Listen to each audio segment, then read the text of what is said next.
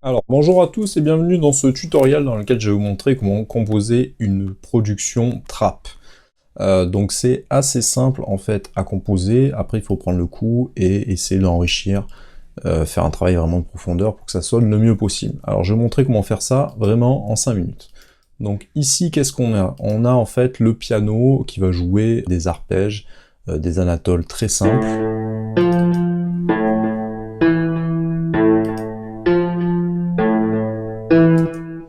Donc, il y a 3 notes qui vont se répéter, donc le La, le Fa, le La et le Mi. En fait, ça va jouer une sorte de balancement, en fait, par exemple. Donc, c'est des notes qui sont assez répétitives, qui vont emmener, en fait, une atmosphère. En général, le piano trap est vraiment très sombre, c'est ce qui va amener vraiment l'atmosphère du début, et ensuite, à partir du couplet, eh ben, on a tous les éléments qui vont entrer, notamment la rythmique et les basses. Donc j'ai composé, je vous dissèque tout ça, ce piano, là je l'ai fait avec le FM8, j'ai rajouté un autopan pour le rendre vraiment beaucoup plus planant, pour que ça passe en fait des enceintes gauche-droite, remplir vraiment le champ stéréo, et ensuite j'ai fait une compression pour le rendre vraiment très agressif, très rentre-dedans, très in your face comme on dit. Voilà, sans, avec la compression, et avec l'autopan. Donc j'ai utilisé le A-piano de FM8 qui me semblait faire le taf pour la sonorité que je souhaitais obtenir. Bon, bien évidemment j'ai mis ces notes là, hein, mais vous pouvez partir sur une tonalité de Do par exemple. Voilà, il y a d'autres tutos qui vont vous montrer ça, mais sinon, vous pouvez utiliser le scale si vous voulez rester sur une tonalité bien spécifique. Vous allez dans MIDI et vous allez mettre scale pour mettre une gamme, en fait, bien spécifique. Donc, à vous de choisir les notes que vous souhaitez. Ensuite, on va introduire le pied, le kick.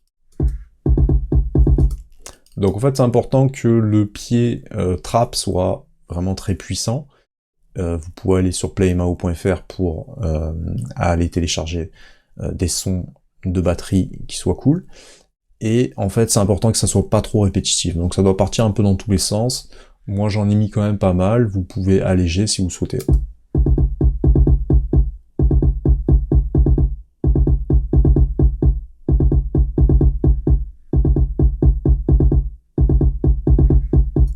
Ensuite, on a le clap.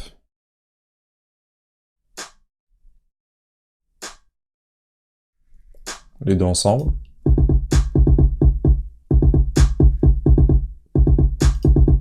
J'ai rajouté également un snare.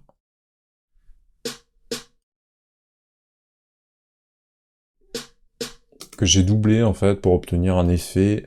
Voilà, c'est important que ce soit pas trop droit. En général, on a un snare ou un clap qui est assez droit et un autre qui est un peu plus dans les airs pour dynamiser un petit peu. Au niveau de tempo, je suis parti sur un tempo à 130. Bon voilà, c'est un des minimums pour la trappe. Vous pouvez augmenter jusqu'à 150, 160 par exemple. Les deux ensemble avec le pied. J'en ai rajouté un troisième, donc le troisième snare, il va jouer à la fin.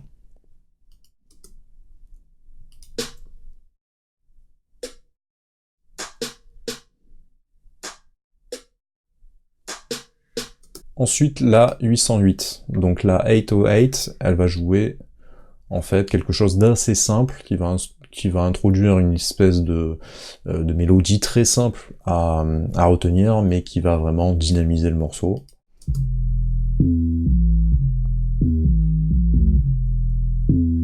Alors ça c'est plutôt bienvenu en trap, c'est-à-dire qu'on part d'une tonalité et ensuite on va une octave au-dessus. Vous voyez, c'est cet effet qui remonte ou qui redescend, c'est vraiment assez apprécié.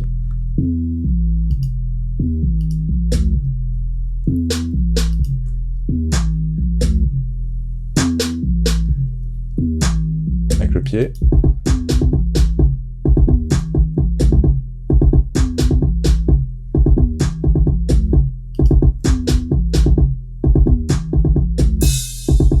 Voilà, ensuite j'ai rajouté une crash au début de chaque mesure, voilà, pour amorcer comme une nouvelle séquence qui va rentrer.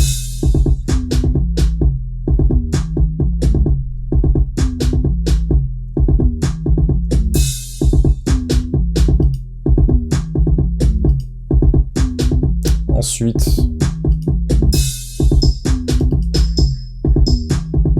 j'ai introduit une cloche. Et j'ai introduit mes hats.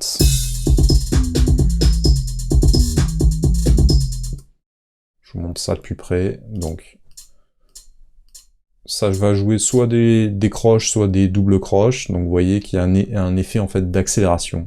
Donc là, tac, tac, tac, ça se répète. Après, ça va de plus en plus vite. Et ici, je suis allé encore beaucoup plus bas. Donc, j'ai mis ma grille. Vous pouvez faire un clic droit. Et en fonction, vous pouvez la régler sur 16. Vous voyez que la rythmique, la signature rythmique va changer en fait. Et ça nous permet une quantification qui est beaucoup plus petite.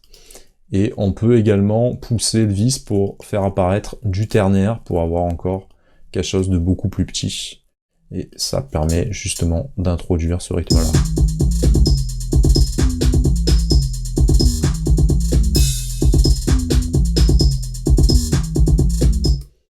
Donc là, pour répéter la structure, en fait, on a une introduction de 4 mesures. Ensuite, moi j'ai mis un couplet de 8 mesures avec une genre de montée de 4 mesures. Vous pouvez faire le couplet de 16 mesures par exemple.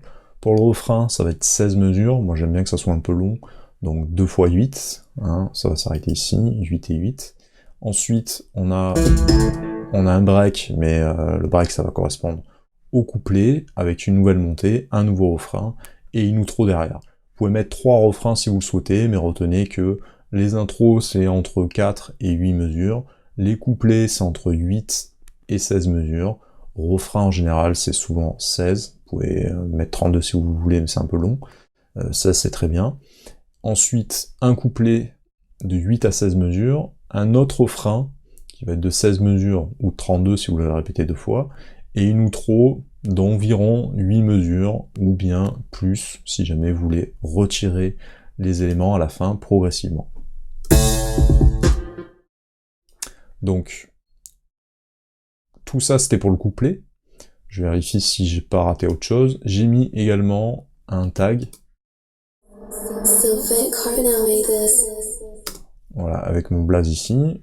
Et à cet endroit-là, j'ai fait rentrer un rire. Voilà, qui a introduit en fait le refrain. On peut mettre également des FX. J'en ai rajouté à cet endroit-là. Voilà, j'ai rajouté un nouveau tag dans le refrain. Ça permet d'être reconnaissable, d'avoir son tag. Vous pouvez le faire fabriquer par des prestataires que vous pouvez contacter sur Instagram par exemple. C'est important pour avoir sa personnalité et éviter aussi qu'on vous pique vos instrus. Au niveau du refrain, j'ai introduit en fait un FX. Alors le FX il va rentrer sur le refrain. Alors, il va se répéter de temps en temps. Je le mets au début des mesures. Les hats vont jouer la même chose, mais j'aurais pu faire une modification sur le refrain. J'ai toujours mes cloches. Et je vais rentrer un lead, en fait, bon, un synthé, que j'ai fait avec Contact.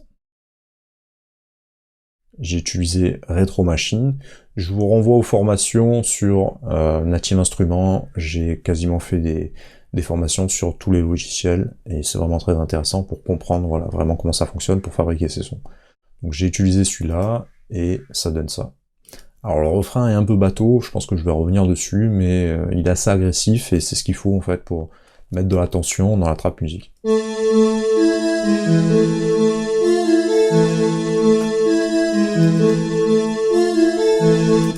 Pour les notes, j'ai fait un La, demi, Sol dièse, Mi, La,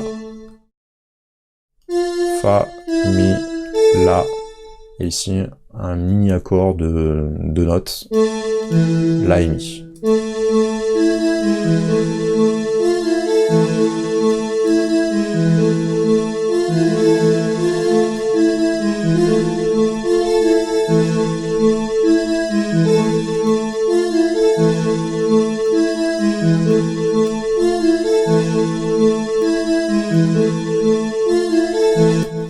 Je vous fais écouter les éléments du refrain.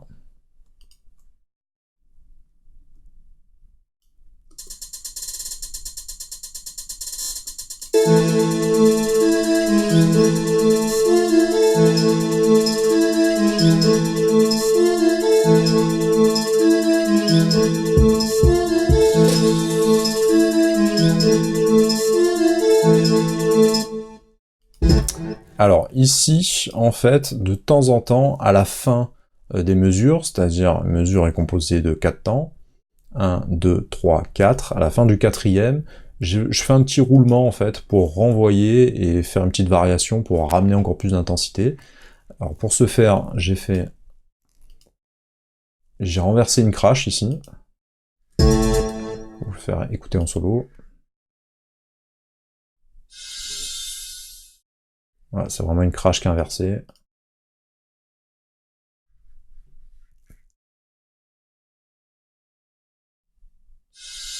A été placée dans l'impulse. Donc en fait, j'ai utilisé, je pense, la crash qui est ici. Voilà. Hop. Celle-ci, je suis allé la sélectionner. On peut faire un clic droit pour aller chercher où se trouve l'échantillon dans son ordinateur, affiché dans le Finder. Elle est là, donc je l'ai importée dans l'impulse, tout simplement. Et une fois qu'elle est ici, en fait, je l'ai renversée. Donc pour la renverser, vous pouvez également la mettre sur une piste audio. Je vous montre la manipulation pour les plus débutants. Je vais la mettre sur une piste audio, voilà, ici. On double-clique dessus, et on va cliquer sur Rêve pour renverser. Donc ça donne ça en fait. La crash, hop, elle va taper comme ça, elle va taper très fort, et après il y aura une déperdition dans le temps. Tandis que si elle est inversée, forcément, elle va monter, elle va introduire quelque chose. Donc qu'est-ce qu'elle va introduire? Notamment, il y a autre chose qui est introduit, c'est un kick qui est différent et qui joue sur tous les temps. Voilà, c'est un kick sur lequel j'ai mis pas mal de reverb. Et il est très sec sinon. Donc il va introduire la reverse. Alors pas ici, mais ici.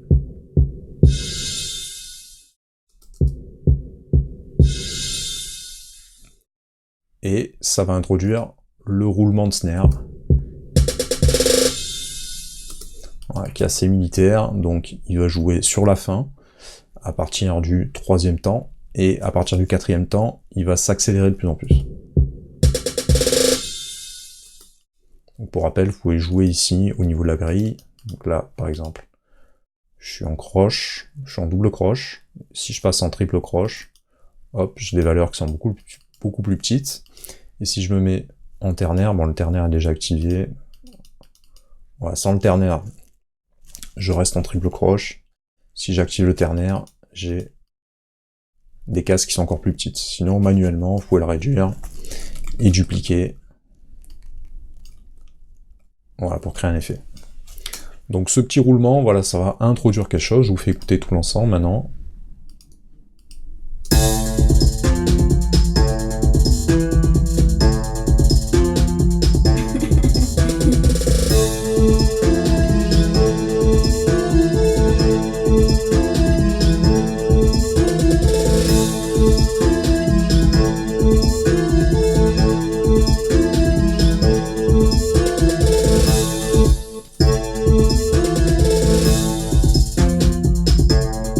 Ça renvoie sur le couplet. Alors, on va s'amuser par exemple à dupliquer, à muter la première partie. Alors ça, c'est un truc que je fais assez souvent. Pour tester d'autres choses, quand j'ai un truc qui me plaît bien, j'essaie quand même d'autres choses. Donc on va essayer d'inclure un Nexus. Alors Nexus c'est bien parce que en fait toutes les extensions elles sont classées par catégorie, par genre en fait. Donc il y a le genre trap qui est dispo à l'intérieur. Alors hop. Alors ça vient de cracher en fait, c'est parce que ma clé de licence est mise sur une rallonge. Alors le problème avec les ordinateurs, c'est que on a des connexions USB de partout, et mon ordinateur principal a planté, donc j'ai dû reprendre mon ordinateur qui me servait pour le DJing, mais qui est moins puissant. Donc j'ai un peu bataillé, c'est pour ça que ça faisait un petit moment que vous n'avez pas eu de tuto. Et donc c'est un peu relou, donc je pense que, voilà, de toute façon on arrive à la fin du tuto, mais je vous referai un tuto avec Nexus en fait pour vous montrer les extensions.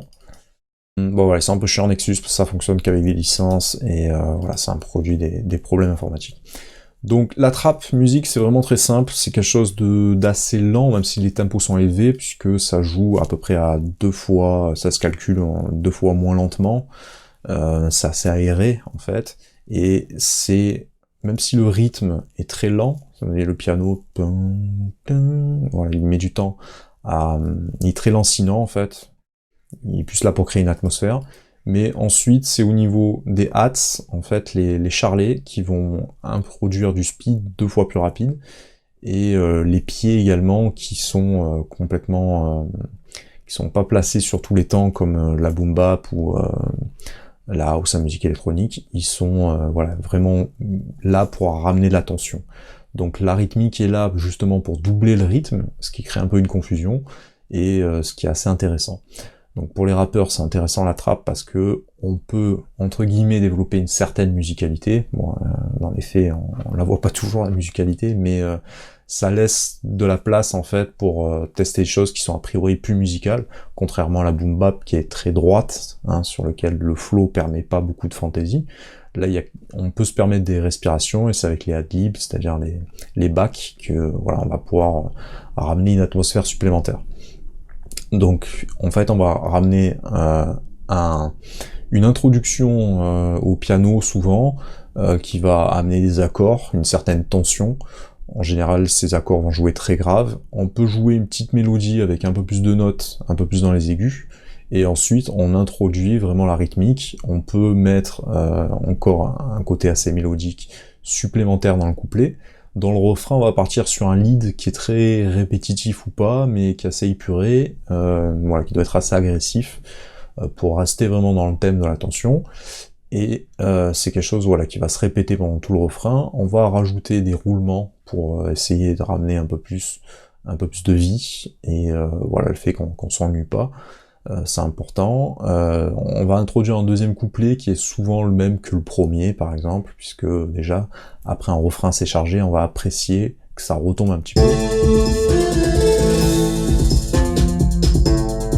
Voilà, déjà ça retombe, et dans le deuxième refrain, ça va être le même que le premier, ou pas. Alors c'est bien de ramener un peu des nouveaux éléments, ou une petite variation subtile dans le deuxième refrain, ça sera plutôt bien vu.